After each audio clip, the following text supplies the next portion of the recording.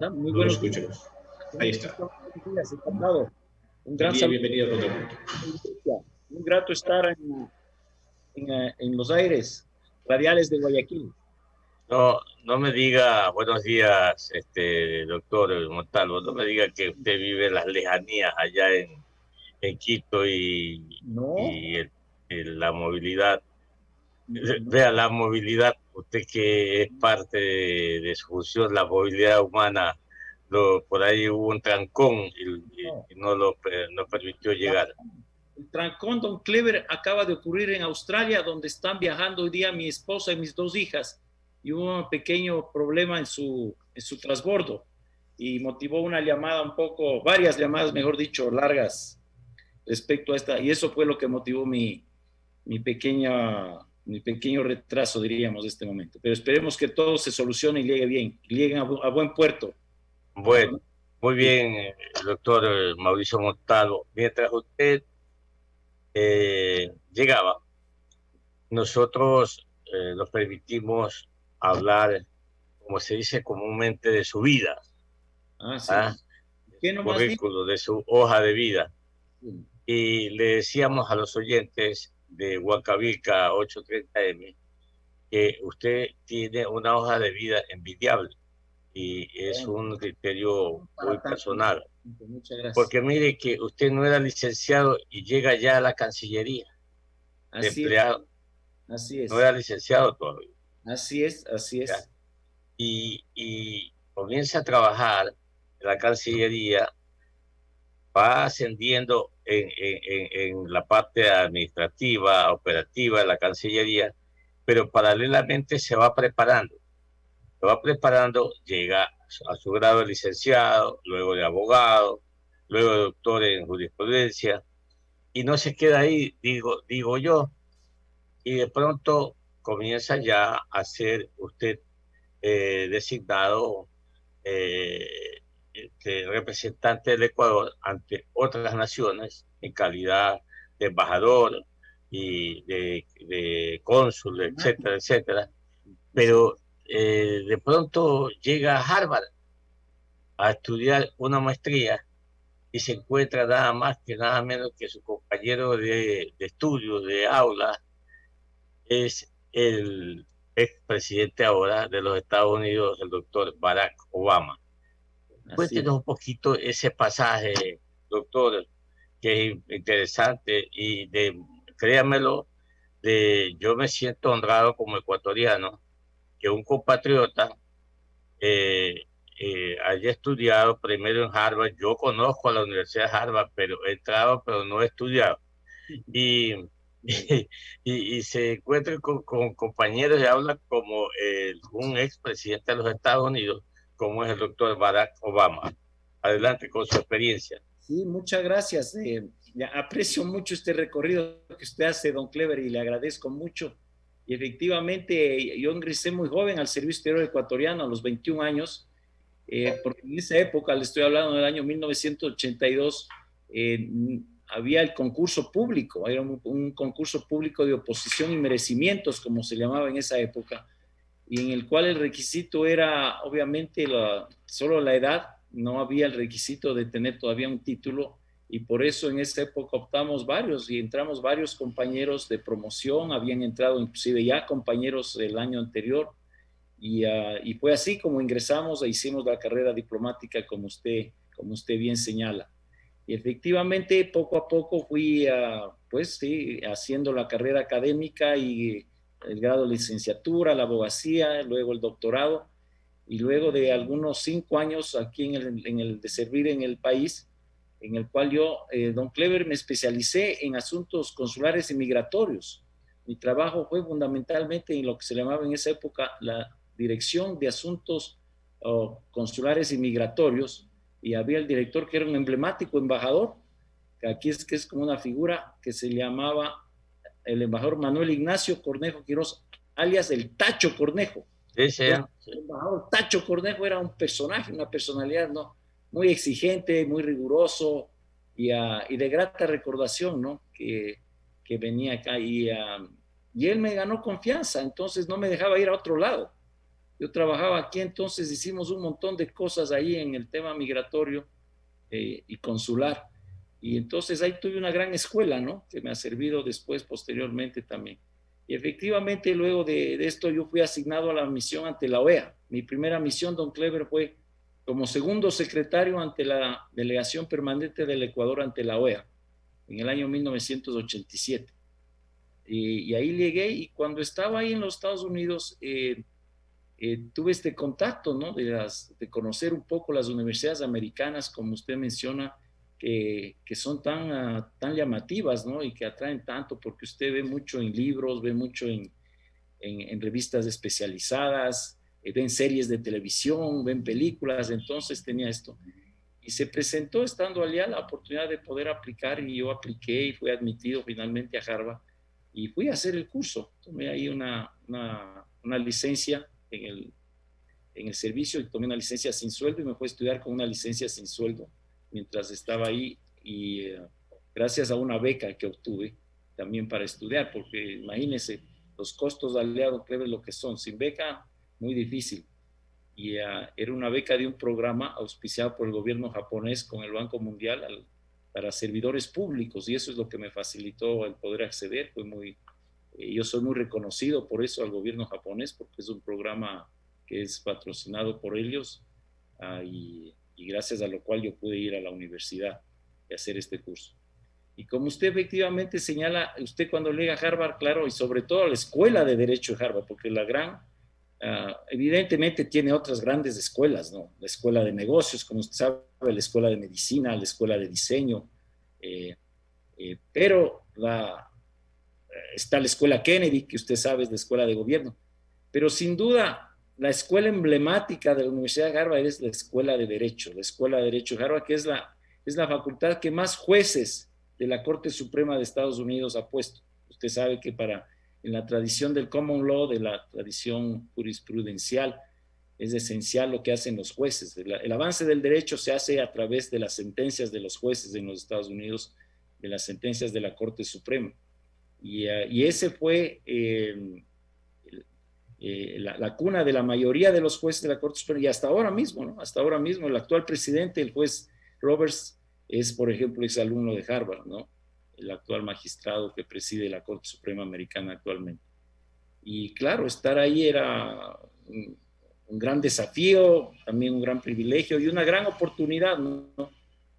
Estar ahí. Y como alguien me lo dijo, una de las personas con mucha experiencia ahí, que era el embajador de Estados Unidos, del Ecuador ante los Estados Unidos en esa época, Mario Rivadeneira, me dijo, cuando tú vayas a Harvard, obviamente vas a tener la oportunidad, como, bueno, si vas a Harvard y a cualquier de otras de las universidades de las Ivy League, ¿no? Que usted conoce, don Clever, son tan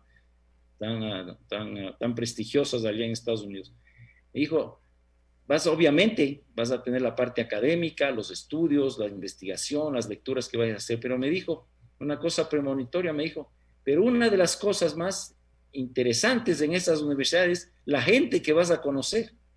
Él me lo advirtió cuando antes de irme a la universidad, Mario Rivadeneira me dijo eso. Y mire cómo se cumplió. Yo fui al curso allá y yo no fui compañero en toda la carrera de Obama, porque él hacía el curso total, es decir, los 3 años, porque usted para ser abogado en los Estados Unidos, usted termina los 4 años del college y usted hace la escuela de graduados, que se llama, ¿no? Y para ser abogado en los Estados Unidos tiene que hacer los 3 años y saque el título, que ahí es el doctor, el equivalente al doctorado, ¿no?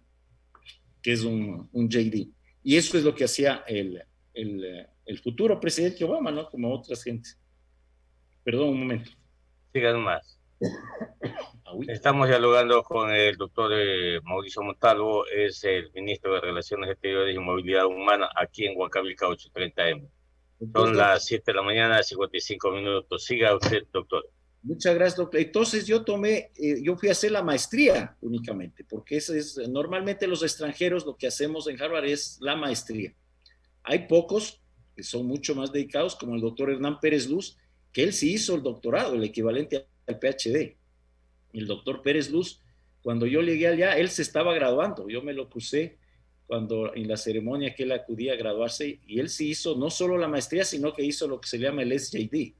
Él sí es doctorado de Harvard. Yo soy LLM, nomás lo que se llama. Yo solo tengo la maestría, pero el doctor Pérez tiene el doctorado. Pero bueno, entonces el programa de la maestría de Harvard no es como en otras universidades que le dicen, este es el currículum de estudios y usted tiene que tomar esto y otras cosas. Sino que ahí es tan particular que usted lo que hace es escoge un tutor, don Clever, coge un profesor, escoge con él y con él diseña usted su curso de estudios. Súper personalizado. Entonces yo escogía, como yo estaba en el área internacional, obviamente me incliné por el derecho internacional, entonces tomé uno de los profesores que era el director casualmente del programa de estudios internacionales, el doctor Fred Snyder, que fue mi director de tesis y el tutor, y con él diseñé el curso. Y entonces, obviamente, yo tomé los cursos orientados más al derecho internacional, obviamente derecho internacional público, tomé derechos humanos y derecho internacional, tomé un curso que se llamaba The International Lawyer, es decir, el abogado internacional, tomé otros sobre transnacionales, es decir, los cursos que estaban orientados a eso. Pero uno de los requisitos es tomar también cursos de los que le llaman ellos de los cursos esenciales, es decir, de los cursos obligatorios que ellos tienen. Entonces, claro, usted podía tomar ahí los cursos de derecho procesal, derecho penal, de derecho tributario, derecho societario, qué sé, varios que usted podía. Pero de todos ellos, yo decía, bueno, ¿qué es lo que más me puede interesar? Es el constitucional. Si algo le interesa en los Estados Unidos es el derecho constitucional. Entonces me inscribí, le dije, sí, ese puedes tomar, sí. Tomé derecho constitucional. Y ahí hay un profesor que todavía vive, ya es profesor emérito de Harvard, que es el profesor Lawrence Tribe. El profesor Tribe es una eminencia del derecho constitucional allá, y ese era el curso más demandado. Entonces le digo, yo quisiera inscribirme con ya que es tan famoso. Me dice, eso es complicado porque todos quieren asistir allá a ese curso. Dije, bueno, voy a intentar, bueno, ojalá tenga suerte, me dice el profesor Snyder, me dice, ojalá tenga suerte y te logres entrar. Y don Clever, finalmente sí tuve suerte. Era un curso de 120, no sé si usted, el programa que se llama La Cacería del Diploma. Así es. Es un auditorio, así que es como un anfiteatro, ¿ha visto? Sí. El anfiteatro ese famoso que se ve ahí con 120 gentes.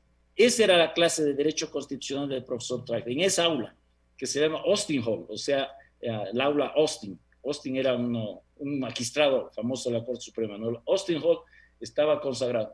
Y ahí, en ese curso de Derecho Constitucional, es que fui compañero de Barack Obama. Porque, claro, Barack Obama, y que luego él mismo sería luego profesor de Derecho Constitucional, ¿no? Él era un alumno ya destacado ahí. Y él era una suerte como de investigador del profesor Tribe. Y yo me sentaba siempre adelante, yo le tengo que ser sincero, yo me sentaba en la primera fila como alumno disciplinado, porque llevaba una grabadora chiquita de estos Walkman. ¿Se acuerda que en esa época había los Walkman? Entonces yo llevaba mi Walkman y grababa, porque yo le grababa las clases en general y sobre todo la de Tribe. Y luego me iba yo a mi dormitorio a volver a escuchar la clase, porque claro, como el inglés un idioma tenía que... Entonces así llevaba yo los cursos, escuchaba la clase y luego grababa. Entonces yo me sentaba siempre en primera fila y en la fila de atrás de donde yo me entraba se sentaba Barack Obama. Entonces siempre nos veíamos, ¿no? Pero era una relación cordial. Él siempre participaba muy activamente, él era uno de los compañeros que más participaba en las clases y yo era de los que tomaba nota nomás más bien, pero no podría decirle que desarrollé una amistad. Lo que sí hicimos fue jugar básquet, le gustaba mucho jugar básquet a él. Y yo también, bueno, le entraba un poco en esa época al básquet, entonces teníamos ahí estos encuentros en esa época. Pero mire, hay que ser sincero, como él había varios otros alumnos destacados y evidentemente Barack Obama era conocido, o sea, no era indiferente. Pero sinceramente de ahí a decir, oye, este va a ser el futuro presidente de los Estados Unidos, ni por aquí, no se le ocurría, ¿no? como él podría haber habido muchos, y de hecho ha habido muchas otras personalidades destacadas de la época que yo estuve ahí, pero no se sabía. Lo que sí pasó con Obama, y esto es un asunto histórico, que es la primera vez que él hace una primera página en los periódicos, usted sabe, sacar el front page en un periódico de los Estados Unidos ya significa algo, ¿no? Fue que él era, primero fue miembro, lo máximo que hay ahí en la Escuela de Derecho de Harvard es ser miembro del comité editorial de la revista, porque la revista de Derecho de Harvard es una revista de referencia, ¿no?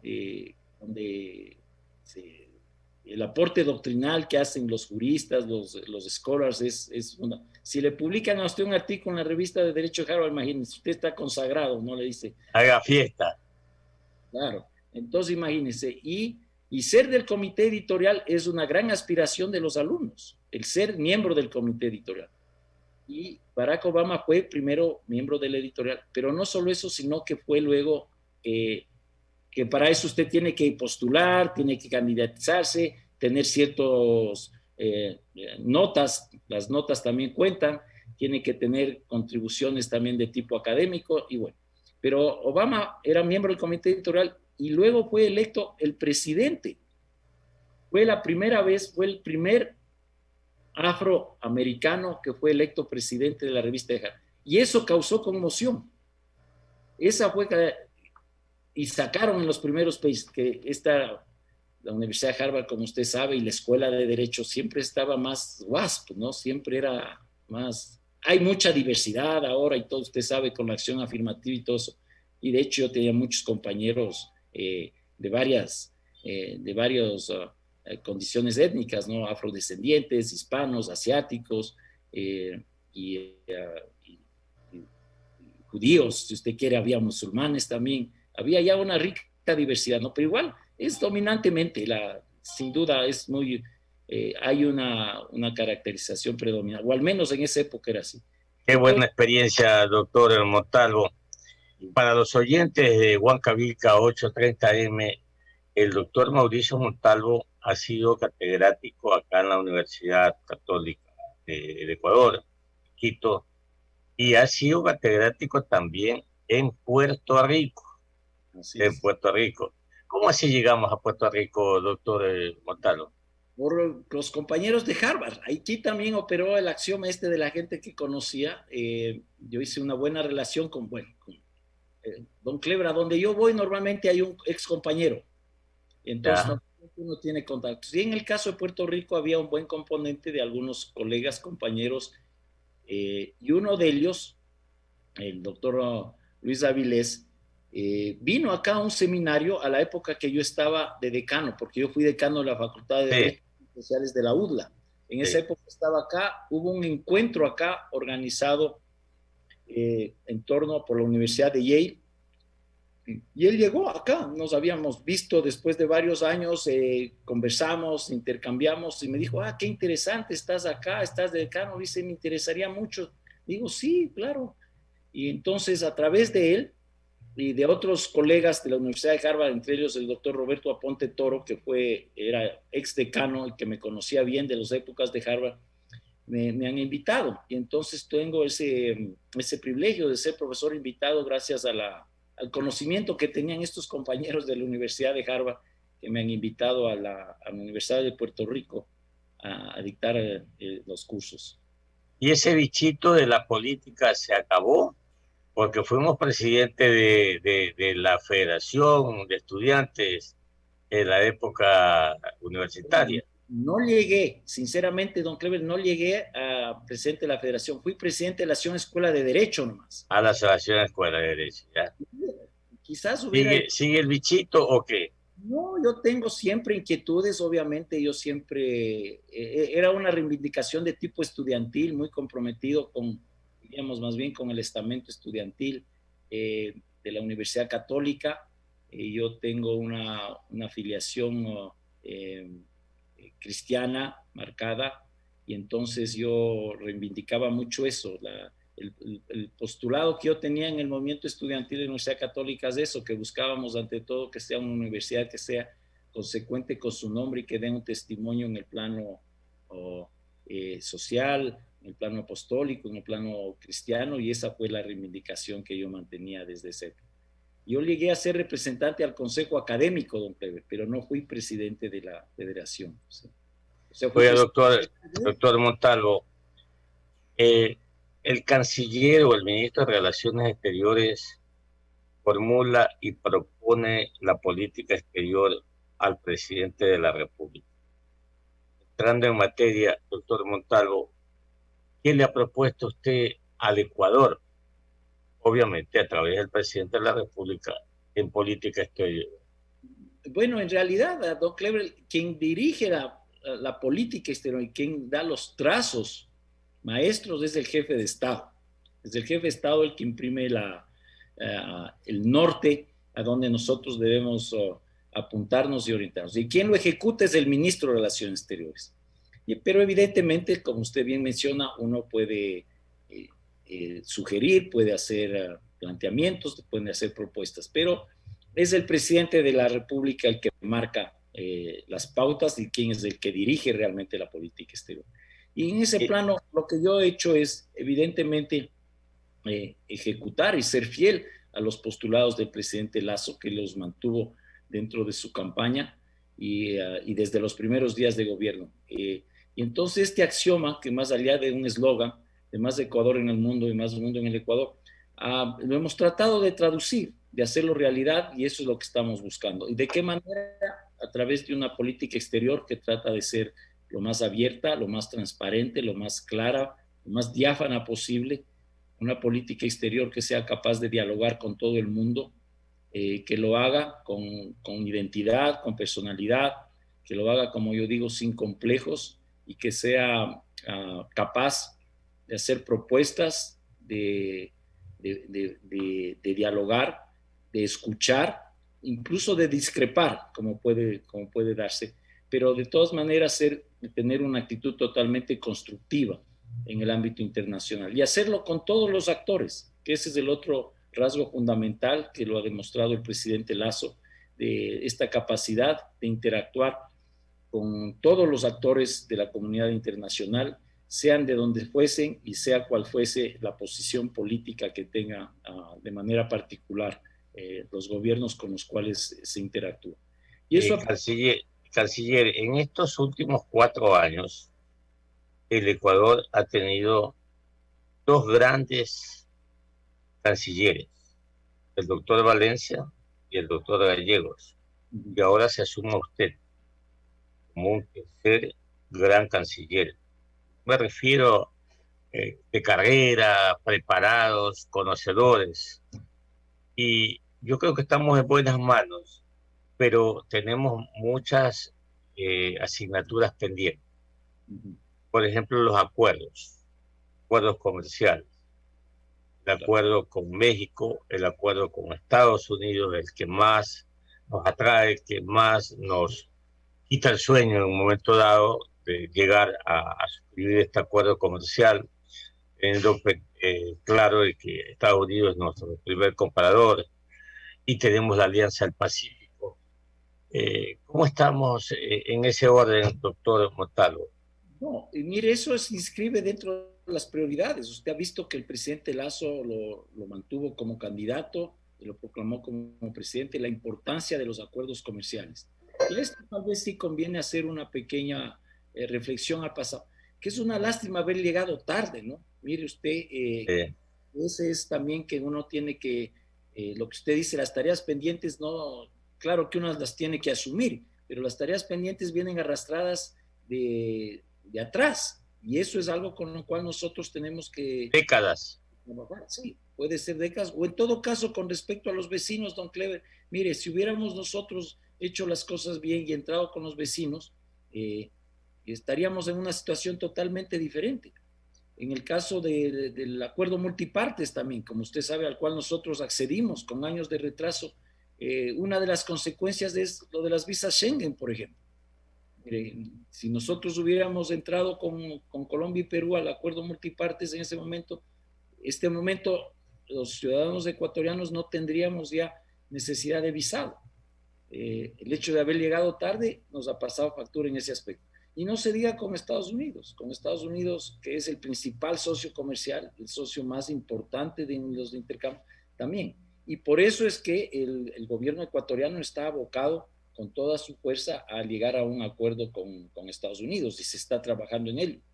Mire, la visita reciente de los senadores, que además es de muy alto nivel, don Clever, usted que es una persona informada y conocida, seguro se ha dado cuenta de los perfiles que tuvieron los senadores que estuvieron esta semana en Quito. Fue muy importante. Entre ellos vino, imagínense, el binomio de Hillary Clinton. Esto no ha sido, creo, suficientemente ponderado. Estamos hablando de uno de los más seniors senadores de los Estados Unidos. ¿Usted qué cree? ¿Que Hillary Clinton hubiera escogido como binomio para ser vicepresidente no va a escoger a quien quiera? Pues bien, él estuvo aquí en Ecuador y uno de los temas, si no el principal que se abordó con ellos, tanto en la reunión con el presidente, cuanto en la jornada larga de trabajo que tuvimos, que fue con almuerzo incluido, almuerzo americano, ¿no? Pero con gastronomía ecuatoriana, aquí en la Cancillería, fue el tema comercial y fue muy grato tener un diálogo muy franco, muy directo, muy objetivo. En eso yo debo reconocer ahí Julio José Prado y su viceministro Legarda, lo expusieron muy claramente, sin tapujos, toda la cuestión de la parte técnica, de la situación en que estamos. Los senadores americanos también lo hicieron. Entre ellos, el otro que estuvo, imagínense, uno de los senadores, el senador Portman, es el antiguo negociador americano de acuerdos de la época de Bush, o sea, de la parte, o sea, tuvimos un demócrata que era el Keynes, el ex binomio de Hillary Clinton, y por otro, en el lado republicano, porque era de los dos partidos, la delegación de senadores, estaba el antiguo negociador americano de los tratados de libre comercio. Y entonces tener un diálogo con ellos y sentarnos y ver cómo está la situación fue muy, muy importante. Y decirle optimistamente que yo creo esa visita de los senadores nos va a ayudar. Ellos han podido tomar el pulso de lo que está pasando acá en el Ecuador, que es lo que nosotros tenemos. Nosotros hemos respondido también a las inquietudes que ellos han planteado. Evidentemente, ellos nos dijeron, y hay que decirlo, don Clever, dijeron, mire, ustedes tienen que saber que, sin embargo, han pasado 10 años del otro y no es lo mismo negociar el acuerdo de libre comercio de hace 10 años de lo que es ahora. Y uno tiene que trabajar con esas realidades.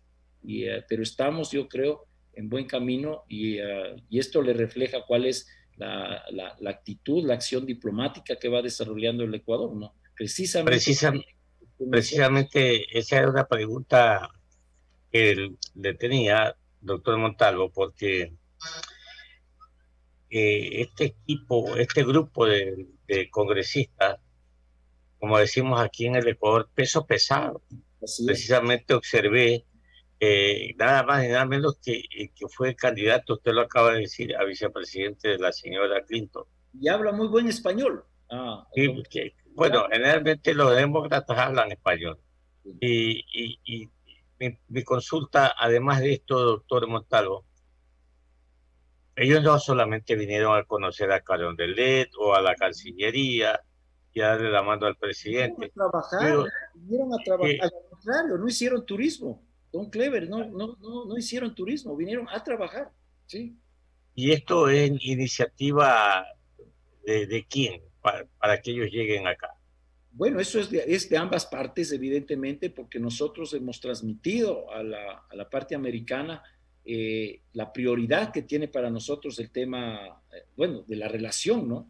Que usted puede imaginar, la relación de la agenda bilateral entre Ecuador y Estados Unidos es muy nutrida y tiene muchos ángulos y evidentemente el tema este del acuerdo comercial es muy importante. Y la composición de la delegación, usted que es perceptivo, don Clever, ya se ha dado cuenta, eran gente que tiene experiencia en el tema comercial sobre todo, que hacen parte de los comités claves para la eventual aprobación de un acuerdo comercial.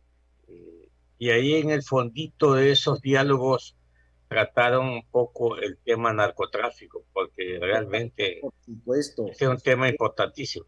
Estuvo el tema narcotráfico y de otros riesgos transnacionales. Abordamos muy claramente el tema de la trata de personas, del coyoterismo, del impacto que tiene esta red transnacional delincuencial, trafica con los sueños de nuestros compatriotas, don Clerc, que eso, hacerles comprender, ¿no? Que la inmigración irregular o riesgosa, como se la llama ahora, es también víctima per se también de estos sistemas delincuenciales y obviamente que son redes también como las del narcotráfico, ¿no?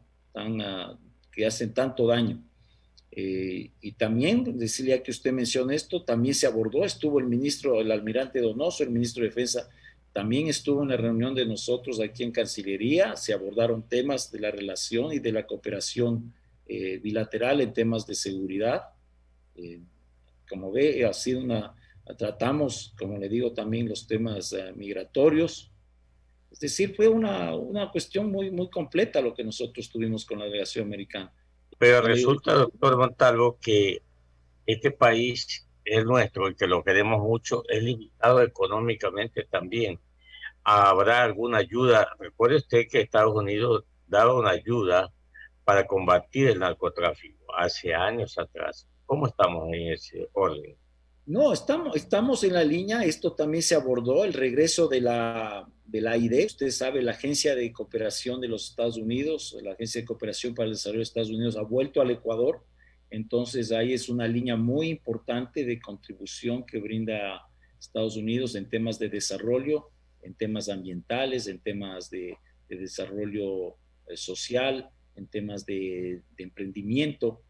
Son muchos los sectores en los cuales están contribuyendo. En el tema, por ejemplo, también del tratamiento del refugio a través de las agencias de Naciones Unidas y obviamente también en el tema de defensa y seguridad está la cooperación que se brinda. Y todos esos aspectos fueron mencionados. Ellos, los congresistas norteamericanos, muy informados, estaban al tanto, o sea, ellos no llegaron también acá como usted dice, tampoco vinieron acá de paseo. El único paseo que hicieron es en los jardines de Cancillería, imagínense que es lo único. Ahí se empezaron a sacar fotos recién.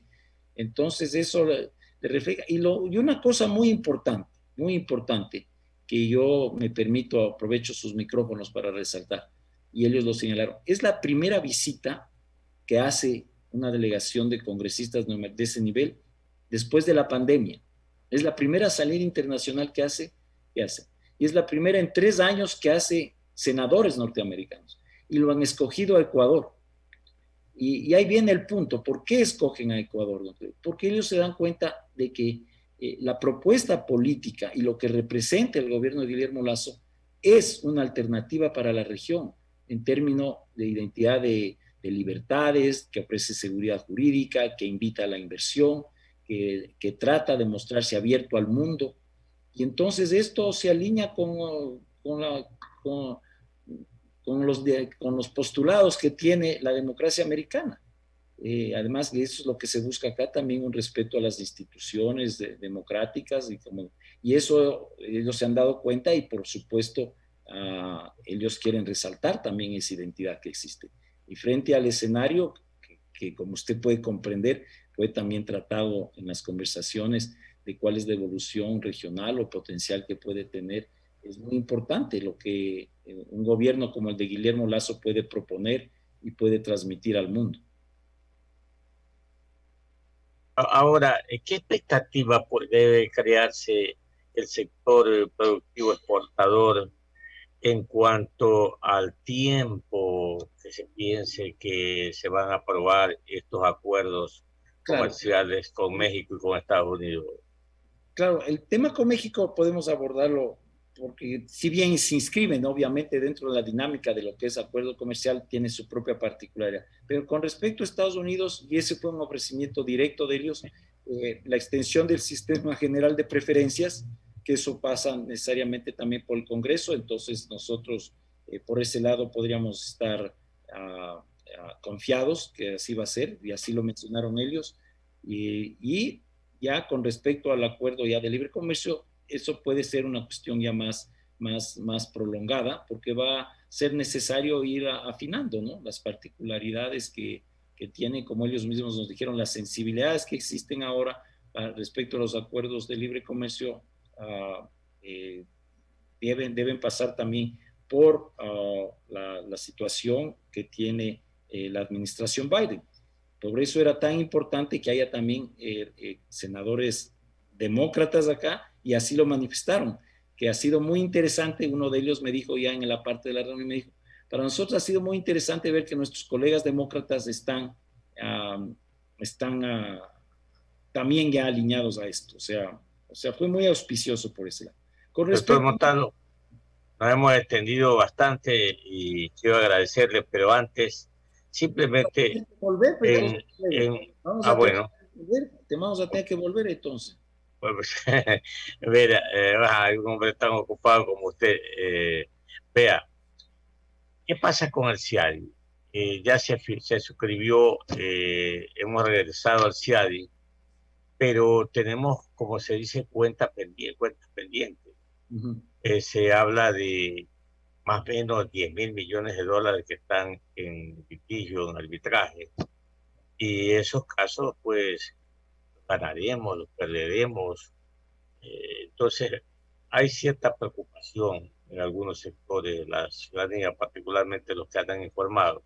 ¿Qué nos puede decir usted al respecto? Bueno, mire, primero que no todos los procesos de arbitraje son del CIADI. Hay algunos que han sido sustanciados de acuerdo con las normas del CIADI, a otros que no necesariamente. Luego hay que un poco desmitificar esto de que Ecuador pierde todos los arbitrajes. Eso tampoco es cierto. Eso sería interesante que usted trate con el Procurador General del Estado para que quien lleva la estadística y le podrá informar cuál es la realidad respecto a los arbitrajes. Y por otro, sí, evidentemente hay ciertos casos en que, igual que la negociación de los acuerdos comerciales, don Clever, que nosotros arrastramos situaciones ajenas primero y que no nos corresponden, pero que hay que asumir las consecuencias. Igual también en los procesos de arbitraje, usted sabe, la defensa que ha tenido el país no ha sido necesariamente la mejor, precisamente por posicionamientos que no fueron los más adecuados para defender los intereses del país y que ahora nosotros estamos viendo las consecuencias. Pero precisamente la idea de un país serio es que tiene que honrar sus compromisos internacionales y tenemos que hacerlo de la mejor manera posible y, como yo siempre digo, siempre pensando en los intereses del país. Toda política exterior tiene que pensar ante todo y sobre todo en los intereses del país y hacer lo que más le conviene al país. Y eso tenemos que hacerlo. Lamentablemente, como usted menciona, hay una serie de fallos que han venido, entonces tenemos que ver, actuar con realidades y ser pragmáticos. Si hay una realidad, dentro de esa realidad encontrar la salida que sea más adecuada y conveniente para el país. Y en eso los negociadores ecuatorianos, que como sabe, eso no está en manos de Cancillería, pero nosotros desde el punto de vista político diplomático respaldamos a que se encuentre la mejor salida a ellos. Muy bien, señor canciller, la vamos a dejar ahí por el momento porque tenemos que hablar a futuro. Esto, ojalá algún día un acuerdo con Corea del Sur, por ejemplo. No, claro. Ojalá. Ojalá. Estamos abiertos y así lo han manifestado con todos los países y claro, pero también hay que ser en ese sentido también realistas, don Clever.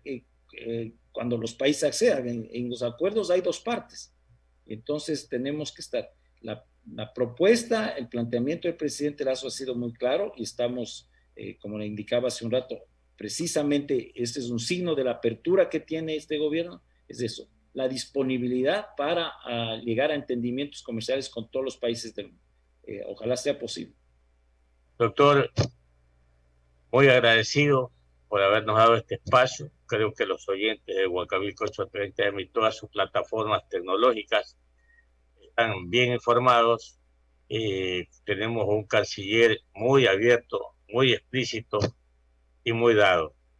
Y un poquito ahí de mexicano, que vivimos en México algún tiempo. No, soy ambateño, mi familia es de Ambato, entonces yo crecí con acento ambateño en mi familia, entonces eso es tal vez lo que usted vea. Sí. Ya. Bueno, le mando un fuerte abrazo, gracias por todo y feliz retorno para su familia. Sí, ojalá, pues deben estar tomando ya el avión, ojalá. Tienen un viaje largo, imagínense, desde Australia acá son días, así que esperemos que lleguen un abrazo, fuerte abrazo, que le vaya muy bien.